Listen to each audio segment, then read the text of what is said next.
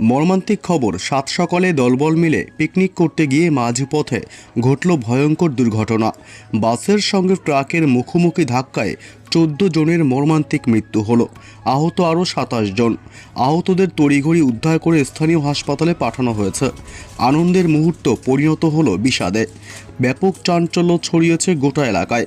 মৃতদের পরিবারে কান্নার আর্তনাদ। তবে কোথায়, কখন, কিভাবে ঘটল এই ভয়ঙ্কর মর্মান্তিক দুর্ঘটনা, এ বিষয়ে সবই বিস্তারিত জানিয়ে দেব এই খবরে।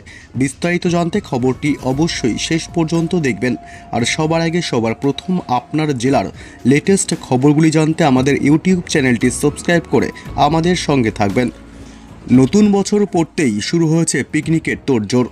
আসামে পথ দুর্ঘটনায় মৃত্যু হলো 14 জনের, গুরুতর জখম হয়েছেন আরও 27 জন। ভোর 5টা নাগাদ একটি বাসের সঙ্গে মুখোমুখি সংঘর্ষ হয় ট্রাকের। দুমড়ে মুচড়ে যায় বাসের একাংশ। এই ভয়ঙ্কর দুর্ঘটনাটি ঘটেছে আসামের দেরগাঁওতে। জানা গিয়েছে, আসামের আতখেলিয়া থেকে বালিজানে পিকনিক করতে যাচ্ছিলেন 45 জন সদস্য। সকলে একই অঞ্চলের বাসিন্দা। পিকনিক করতে ভোর 3টে নাগাদ তারা সকলে রওনা দিয়েছিলেন।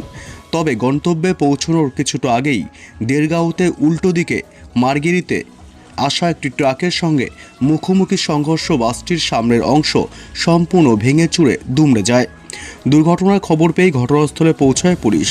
ক্রেন দিয়ে ট্রাকটিকে সরানো হয় এবং দুর্ঘটনাগ্রস্ত বাস থেকে একে একে যাত্রীদের উদ্ধার করে আনা হয়। পুলিশের তরফে বলা হয়েছে, দুর্ঘটনার জেরে ঘটনাস্থলে 14 জন যাত্রীর মৃত্যু হয়েছে। গুরুতর জখম হয়েছেন আরও কমপক্ষে 27 জন। তাদের উদ্ধার করে যোরহাট মেডিকেল কলেজে ভর্তি করানো হয়েছে। একাধিক আহত যাত্রীর অবস্থাই সংকটজনক।